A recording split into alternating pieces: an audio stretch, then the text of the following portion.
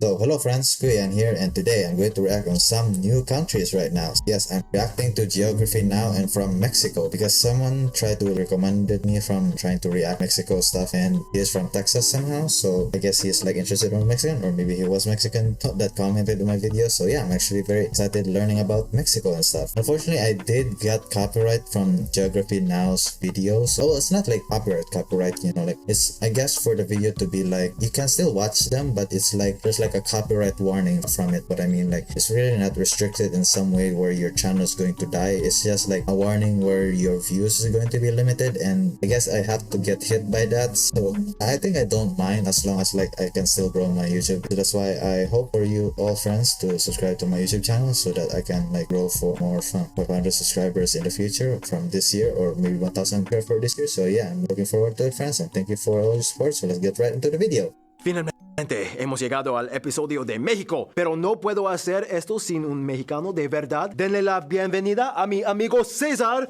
de Puerto Vallarta. Hola, buenas tardes a todos. César, si tuvieras que decir una cosa de México para abrir este episodio, ¿cuál sería? Pues México es un país místico, colorido, lleno de cultura y tradiciones. México va mucho más allá que el mariachi y el tequila solamente. Pronto les contaremos. Bueno. Oh, yeah, and he speaks English too. Oh, yeah, I went to college in Texas, so a little bit. It's okay, cool, like he still learned a little bit Spanish. It's time to learn geography now! Hey everyone, I'm your host Barbs. And I'm Cesar. As you know, I'm American, Caesar's Mexican, we're neighbors. I'm excited. You excited? Yes, I'm very excited for this episode. You know, I've been following Geography Now since like the BC countries, so this is something I've been waiting for a long time now. Oh, by the way, we stopped doing sponsored brands on country episodes, but this time we'll break that rule because Caesar can hook you up in Puerto Vallarta. Caesar, tell them what they need to know. Yes, well, visit discoverpvr.com. Check it out. Tours, transportation, transfers, everything you need. And Geography Now endorses them. All right, comenzamos. Sí, bienvenidos a México.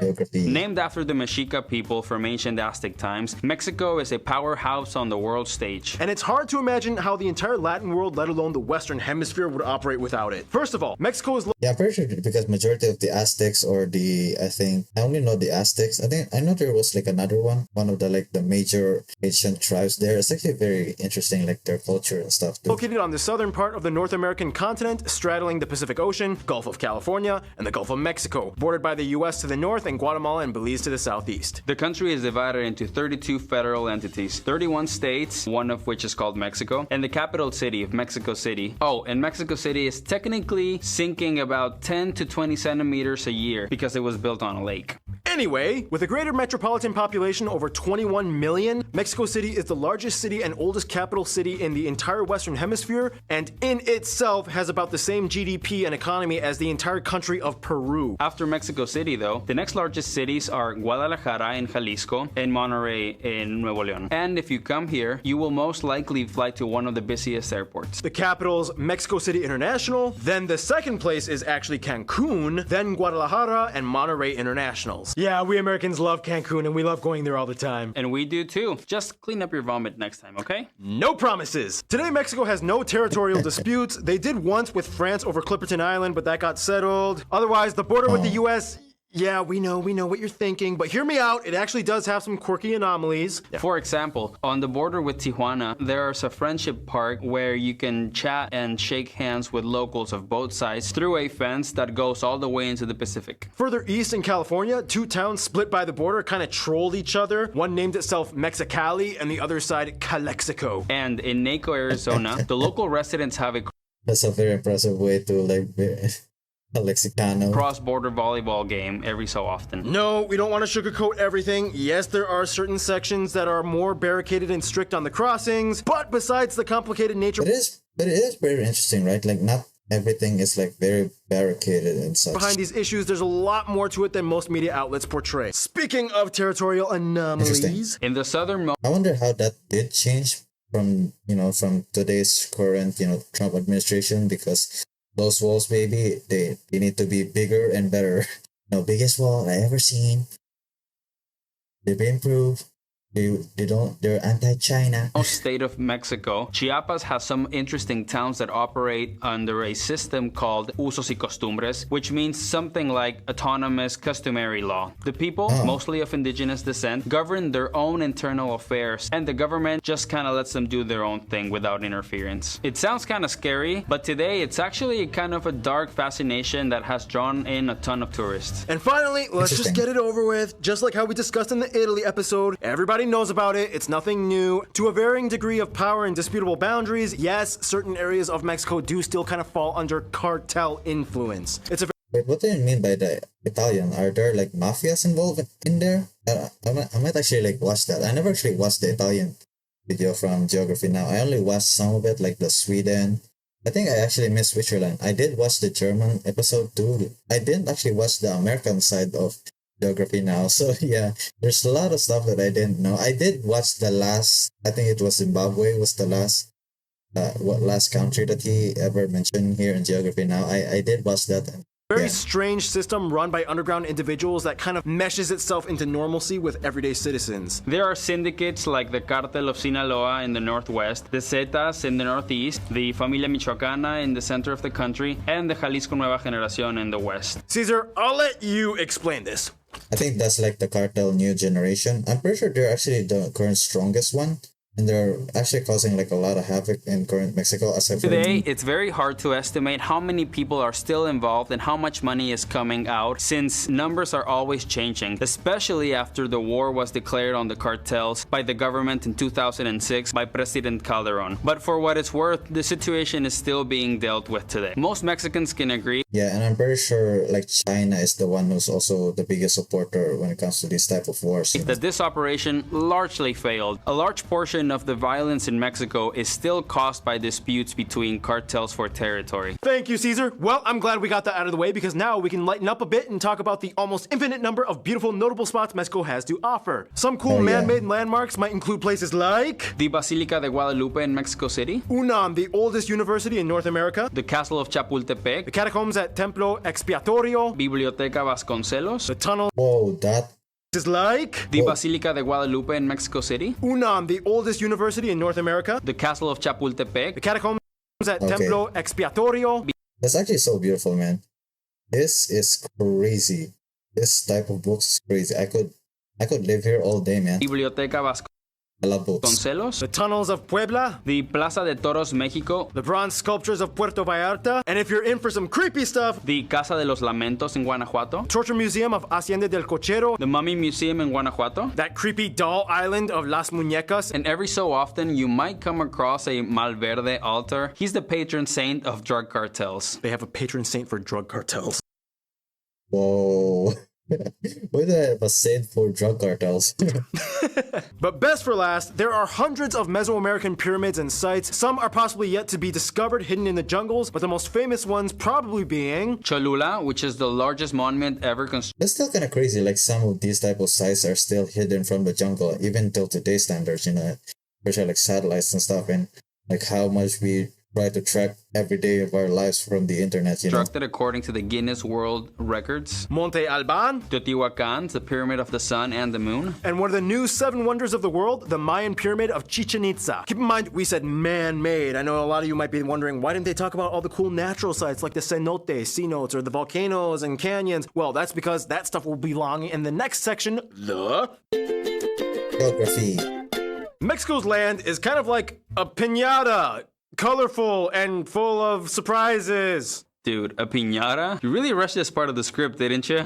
Yes, I I don't know. I kind of think like banana or a horn. Like Mexico's shaped like a horn. did. First of all, the country is located on the west edge where the North American plate meets the It's like a horn trumpet. Pacific plate, making them part of the larger Ring of Fire. The country Yeah, that ring of fire is not on fire, man. Like that's not good sometimes here in the Philippines too.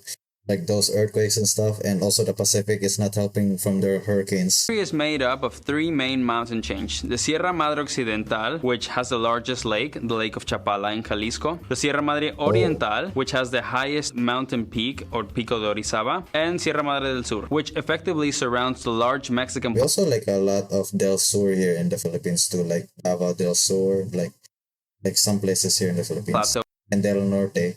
And I don't know what that means in the past.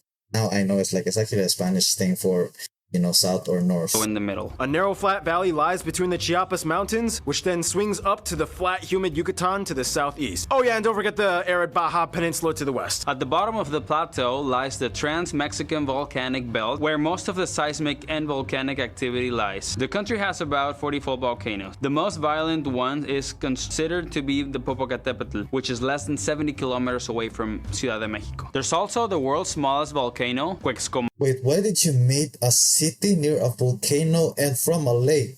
No wonder it's like sinking. Oh my god, what? Why? You're making a city near a volcano and a lake? Well, above a lake, so... Whoa. Mate in Puebla at only 13 meters tall. Aw, what a cute little force of destruction. Oh, that's nothing. A volcano once randomly erupted out of a dude's farm in 1943 in Michoacan. It grew over 1,000 feet tall. Whoa! The Rio Grande River, which makes part of the border shared with Texas, is the country's longest river. However, the longest non-shared river completely in Mexico would be the Nazas. What does grande? Well, I know grande means grand, but I don't know what means for Rio. Rio Grande? Agua. Coasts are flatter green plains. Basically, the north part is rockier and drier with landmarks like the Barrancas del Cobre Canyon and the Sonoma Desert with the massive crater-pocketed Tecolote lava fields, whereas the south part is humid and lush with biosphere reserves and rainforests harboring thousands of animal species. Speaking of which, Mexico ranks as the fourth most biodiverse country in the planet, 10 to 12% of the world's biodiversity. Oh, and Wait, you have leopards there? That's actually kind of crazy. bugs. There's a monarch butterfly sanctuary at Pátzcuaro. And the Firefly Forest in Tlaxcala, as Damn, that is so beautiful. I wish we had that here in the Philippines. But yeah. well as the national animal, the gold. I think majority here in the Philippines, you have a golden eagle. Very interesting because here in the Philippines we have the Philippine eagle. And the American had the bald eagle. I don't know why those bald eagle are bald. Golden eagle, and the most iconic dog breed, the Chihuahua, the smallest dog in the world, and the nearly hairless Choloscuincle, or Cholo dog. Remember we saw those dogs when I visited you, Caesar, and then yeah, that was like my second favorite part of the whole trip. And what was your first favorite part? The part where you introduced Esclava to me, and then remember I got a little tipsy, and then we played poker, and then I won, and then I almost fell down and... It's funny though, because Mexico also has a ton of like secret hidden natural land formations. There's that strange 153 kilometer long underground river in the Yucatan. The Sótano de las Golondrinas in San Luis Potosí, which is the largest cave shaft in the world. The giant crystals in the caves of Naica. There's even the Islas Marietas, I think those are like quartz.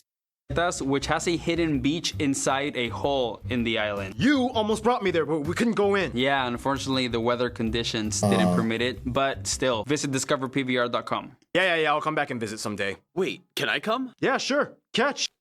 What are these, goggles? Yeah, you can swim there from Long Beach. Resource-wise, Mexico is the world's largest producer of avocados, silver. They introduced tons of new foods that would make their way across the I globe. didn't know that avocados are actually extremely poisonous to other animals. I didn't know like it's only healthy to humans.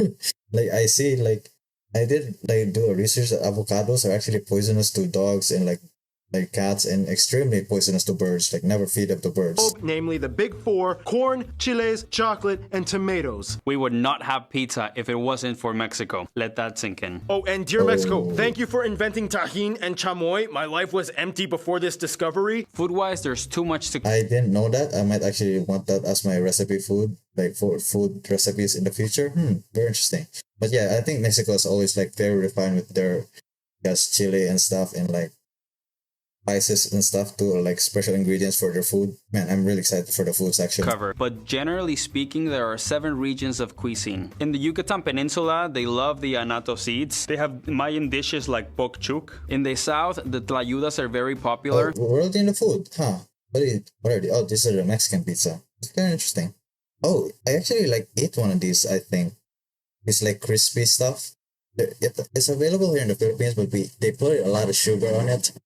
And I don't like that. And the chapulines. Remember, Ken, we tried those and they were good, right? I'm sorry, what? You're fired. Anyway, In the Man, my Filipino brother is getting fired right there. But yeah, he's like the Filipino who did make I think he was like sponsored in the video of the Philippine country and stuff. So yeah. Baja California, there are plenty of fish dishes and other seafood. The bajillo is very popular. And and they put like avocados on it. It's so good. Popular for their guacamayas. In the north, they love cabrito is very popular in Monterrey. What are those? Are those pig? It's like pig. It seems like here in the Philippines too, like we roast pig like this, but I'm actually kind of confused what this is. Don't know why they open the ribs like that here. I think it's actually pretty wise actually. Because here in the Philippines, we actually just roll the entire pig and we don't open anything like parts of its body because we just roll it. And I don't actually like it because some of the inner part of the lechon is actually undercooked. Like, and that's why I don't like it sometimes because it's very raw and stuff. I think this is actually pretty wise so that the inner parts of the pig and stuff, if you try to roast it, it can get, cooked from the inside too. That's why I don't like some type of lechon unless they are tried to get recooked or refried and, lechon actually tastes better. And they also have a big Tex-Mex influence. In the West, we eat pozole, birria, and we also invented tequila. In the center of Mexico, there's a lot of tortas, mole, and chile poblano. Economy-wise, Mexico is the 15th largest in the world in nominal terms, and 11th. It's kind of sad, like they just like overview the entire like food. I want to get into the details, I'm pretty sure I'm gonna react some videos about that. By purchasing power. And they are busy. The World Trade Organization and OECD has ranked Mexico as the hardest working country in the world. On average, they work over 43 hours a week. Damn. That's it? Dude, that actually seems pretty low, to be honest. Main exports of the country. I thought it's like Japan was like the most hardest workers, because some of them just like work their entire lives. Include things like automobiles, electronics. They are the largest flat screen television exporter in the world as of 2017. We covered a lot. Okay, I think that's most of it. Landscape, animals, resources, food, economy. Okay, yeah. Should we talk about Mexican people now? Yeah, why not? Next section, go. It's kind of complicated because there's 3 different kinds of titles for Mexican. First of all, you have the Mexicano, which means it's a person from Mexico. The Mexiquense is a person from the state of Mexico. And the Mexiqueño, or as we call them, Chilangos, is a person from the capital, Mexico City. So yeah, take note on that. First of all, the country is made up of about 124 million people and is the largest Spanish-speaking country and largest economy in the Latin world. It's a little difficult to get exact numbers because there are a lot of opinions on race in Mexico, and the official census does not technically collect data on ethnicity, but overall it is said that somewhere around 2/3 of the country identifies as Mexican mestizo. It's kind of weird because in the Philippines in the past, I actually like read the book of like Jose Rizal, our national hero.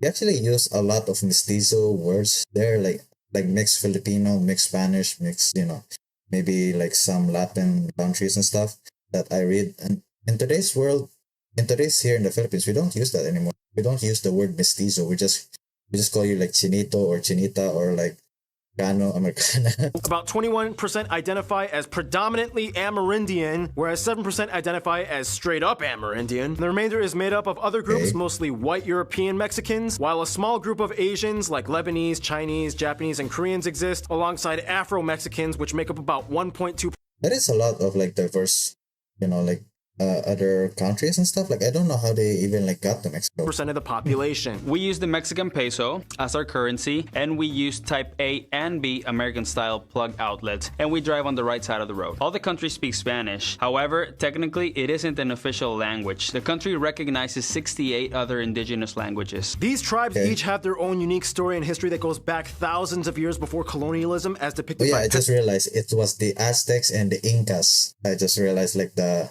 major, I guess, ancient, what do you call this? Ancient tribes? I guess that's what I call. So yeah, the Incas and the Aztecs. I'm pretty sure Mexicans are more from the Aztec sides. Let's see. Petroglyphs, codexes, and Mesoamerican carvings. They had unique traits and traditions. The Aztecs were known for having a thriving economy, yet had brutal human sacrifice rituals. The Mayans were really good at math. Oh yeah, I forgot about the Mayans. There are the Mayans, the Aztecs, and the Incas. Okay. Had a unique system of seeing time in an endless cycle pattern rather than linear, and today tribes still go on carrying ancient traditions, everything from the Raramuri or Tarahumara, known as the running tribe, who can go over 200 miles in 2 days with sandals. The Voladores de Papantla, upside down hanging, spinning musicians of various central tribes like the Otomís. There's even indigenous festivals held every year in Oaxaca called Guelaguetza. At around 82%... Yeah, cool. Like, it's almost exactly like here in the Philippines too when it comes to like, festivals and tradition stuff, but not all those like very interesting, very specific like traditions when it comes to the culture and stuff. Majority of the country identifies as belonging to the Catholic faith, and Catholicism plays a huge and slightly interesting fusion role in Mexican society. Catholicism in Mexico is unique because it has kind of its own story. Every Mexican knows about the Nuestra Señora de Guadalupe church. It all started by a vision of the Virgin Mary from this guy. Today, native tradition and Catholicism kind of go hand in hand in Mexico. The biggest example probably being the Day of the Dead or the Dia de los Muertos. No other Catholic community does this besides Mexicans. Many scholars claim to trace the ofrenda and dead ancestor honoring tradition to the Aztec festival dedicated to the goddess of the underworld, Mictecacihuatl, and stuff like that. You see a lot of holy water and crosses, but there's always like a touch of that, like, you know, pre-colonial Mexican magic added in there, right, Caesar? It is. It's exactly right. It's like having like food and add some spice on it. Literally, like just some Mexican stuff. You just like have a very awesome food and just put spice on it. Like here, like that was very atrocious because there's like Mexico that tried to like Filipino food. They always put vinegar on it. Like, whoa, you don't put vinegar on our food. That was crazy. Sport-wise, That was local, my amigos. soccer Or football. is of course widely popular. However, not in every region, and many sports are uniquely iconic to Mexico, such as the charreria, which is a kind of like a rodeo, and of course we have the lucha libre. In fact, Mexico has 150 pre-Hispanic games, some still played today, each with the risk of dying from, such as the pelota purepecha, which is like a fire hockey played at night, or Pok-tapok, the 4-kilogram heavy rubber ball thing that you have to hit with your hips and, put it through a stone hoop. Can you imagine hitting anything on your body with a 4-kilogram Why? That's like cracking your ribs or something, or hips. Seems like you're very interested by death somehow. solid rubber ball? It's like, whoa, I can't believe you guys do that. Mexican history extends millennia prior to any In the Philippines, we actually have the same, like, kind of like that type of sport, but it's like a volley. It's like, you can imagine like a volleyball. It's called sipatakraw, but usually it's just like a very light ball that you can just like use it. It's like a football, but it's like a ball that you have to use it like a volleyball. Literally, like you're trying to not make the ball touch the ground, so you have to keep like trying to like really up the ball and then pass it to the other side. So yeah, it's like that, and you need to really use your whole body to just like smack the ball towards the other side. So it's like the same as like a volleyball, football thing. colony, and it would take forever to cover it all, but in the quickest way we can condense it, Olmecas. Teotihuacan, Toltecas, and Mexicas. The Mayans in the Yucatan Peninsula. The Spanish arrive, you can kind of guess where that went. Colonization, having the Spanish in Mexico for 300 years. The people all start mixing, mestizo. I don't know like how much like the Spanish like here in the Philippines actually. I might kind of think like it might be like 300 years too. Are born. Independence in 1810, led by this guy. Empire led by this Austrian prince guy. He gets killed. French tried to invade. Yeah, that didn't work out. Benito. I didn't actually know that. I didn't know like French actually tried to invade like Mexico in this case. Are born. Independence in 1810, led by this guy. Empire led by this Austrian prince guy. He gets killed. French tried to invade. Yeah, that didn't work out. Benito Juarez, good president. Porfirio Diaz, good president at the beginning, but eventually became a dictator. Civil War, although Mexicans usually call it the Mexican Revolution. Lázaro Cárdenas, the PRI I lost. was really confused about that. That's a very interesting history where the revolution is the Civil War. That's a very fascinating way. Porfirio Diaz, good president at the beginning, but eventually became a dictator. Civil War, although Mexicans We also have a lot of good president and then became a dictator and stuff. So yeah. Well, it's not a good president overall. Like he's really just awful president at the start and gets supported by the Americans. So fuck you, Americans. I still love you though. We have like a love and hate relationship when it comes to Americans here. But majority is all about love. usually call revolution.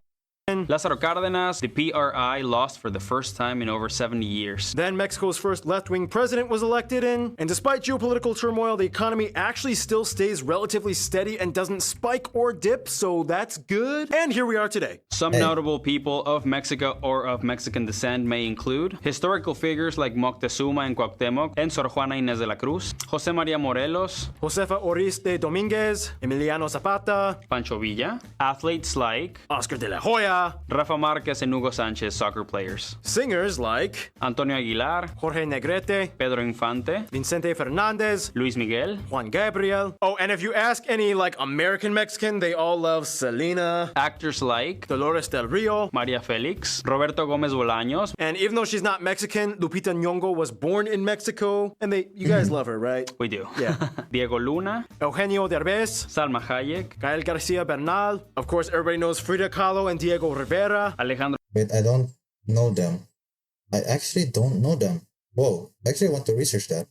Might actually revisit this video later. I need to research like who they are because they kind of expect everyone to know them. I didn't actually know about them. González Iñárritu, Alfonso Cuarón, and Guillermo del Toro. Nobel Prize winners Alfonso Garcia Robles Octavio Paz. and Mario Molina. Some other notable people. Yeah, I'm not like familiar of all of them except Selena, I guess, from from the United States and stuff. But yeah, I'm not like very familiar of other stuff. And Carlos Simhelu, whose entire net worth was about 7% of Mexico's GDP at one point. Yeah, he had a lot of business in other countries in Latin America and the world. And speaking of relations with other countries, Friend zone. so Mexico is quite the social butterfly. The monarch social butterfly from Michoacan. First of all, in Asia, the Philippines are another former Spanish colony, and they're kind of yeah. like the interesting random Asian cousin that shows up that you didn't realize you had. They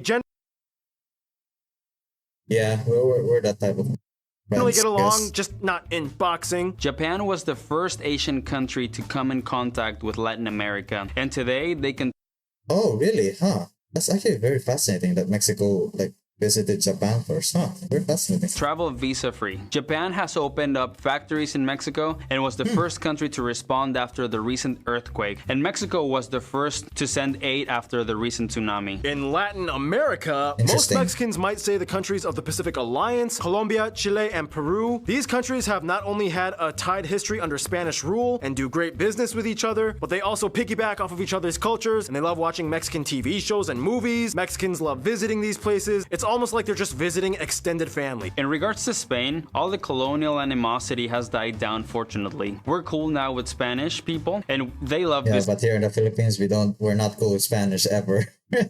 We don't speak their language no more. visiting Mexico. Like we Except Americans, of course, because I'm very fluent when it comes to English. But yeah, I actually want to be fluent in Spanish too. Like, it's a very, very beautiful language. It's actually good to learn some stuff for it because I also have like a lot of Spanish friends from Argentina and stuff, and from Mexico and stuff. Like, it's actually very fascinating. Like, how much they are very prominent when it comes to using Twitter. mentioned in the Canada episode, Mexicans have been flocking to Canada in recent years after the visa requirements were lifted. And the Canadian government actually encourages immigration to help assist the workforce. Now we reach the US. I know, you've heard the headlines. It seems kind of complicated, but if we look at the overall scope of diplomacy, despite any political hindrances, the US and Mexico always seem to have an unbreakable bond that still survives. The US has somewhere around 11 million But there was like, there was like a very interesting way where in the past where America can actually like fight against Mexico. It's like a very fascinating